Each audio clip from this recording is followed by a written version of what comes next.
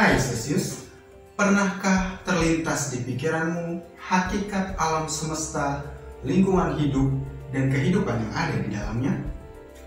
Ataukah mungkin kamu juga pernah berpikir mengenai apa penyebab bencana alam yang sering terjadi belakangan ini? Well, itulah setidaknya pertanyaan-pertanyaan yang mendasari lahirnya filsafat lingkungan. Nah, sebelum kita terjun ke filsafat lingkungan, ada baiknya kita terlebih dahulu berkenalan mengenai makna filsafat itu sendiri.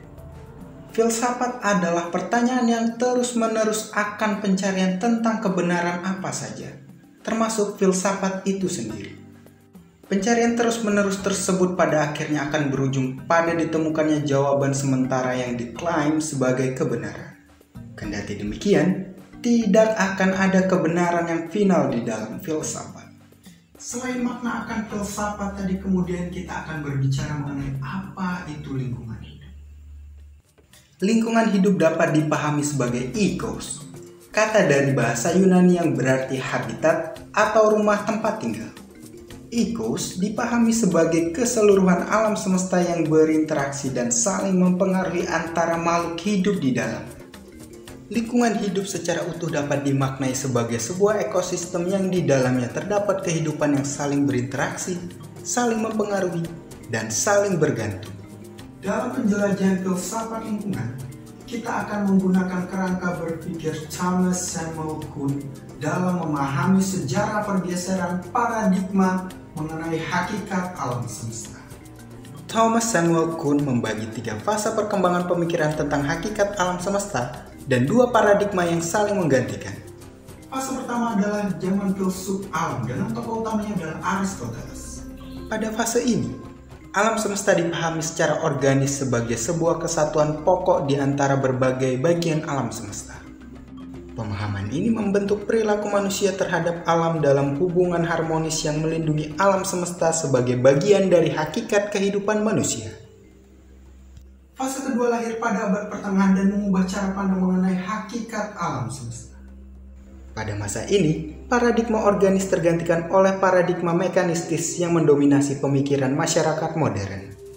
Paradigma mekanistis ini dipengaruhi oleh filsafat René Descartes dan fisikawan Isaac Newton.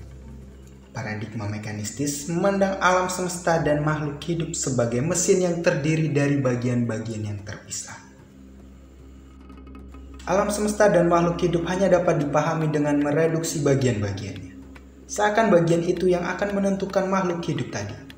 Kemudian pada fase ketiga muncullah paradigma baru, yaitu paradigma organis sistemis yang sudah berkembang sejak kemunculan filsafat. Fase ini ditandai dengan penemuan Albert Einstein tentang teori relativitas dan teori kuantum.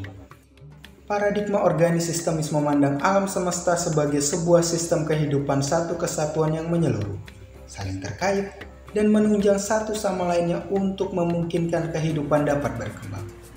Paradigma organis sistemis atau paradigma ekologis keterkaitan, ketidakterpisahan, saling mempengaruhi, jaringan, dan interdependensi adalah kenyataan kehidupan dan hakikat dari alam semesta. Paradigma ini akhirnya menghasilkan perilaku sikap hormat, kerjasama, dan diam. Dampaknya adalah mendorong manusia membangun pola kerjasama, saling mempengaruhi, dan saling menunjang kehidupan di alam semesta. Kedua paradigma tadi akan menentukan kebijakan dan pendekatan yang berbeda terkait dengan permasalahan lingkungan hidup. Sebagai contoh kasus, kita ambil permasalahan banjir yang seringkali melanda beberapa daerah di Indonesia. Paradigma mekanistis melihat banjir disebabkan oleh sebab tunggal tertentu tanpa melihat keterkaitan dengan berbagai aspek, komponen, dan variabel lainnya. Maka dari itu, solusi yang diberikan juga bersifat linear tunggal. Sedangkan pendekatan sistemik melihat banjir sebagai sebuah persoalan sistemik yang dipengaruhi sebab musabab dan berkaitan satu sama lainnya. Oleh karena itu, solusi terhadap banjir tidak bisa dilakukan secara linear, melainkan menyangkut pembenahan banyak aspek dan faktor. Sosius ini adalah akhir dari bagian pertama sekaligus awal dari pergulatan panjang kita dengan filsafat lingkungan. Jadi, sudahkah kalian melihat secara mekanistis ataupun sistemik mengenai kenapa dia tidak membalas chat? Terima kasih.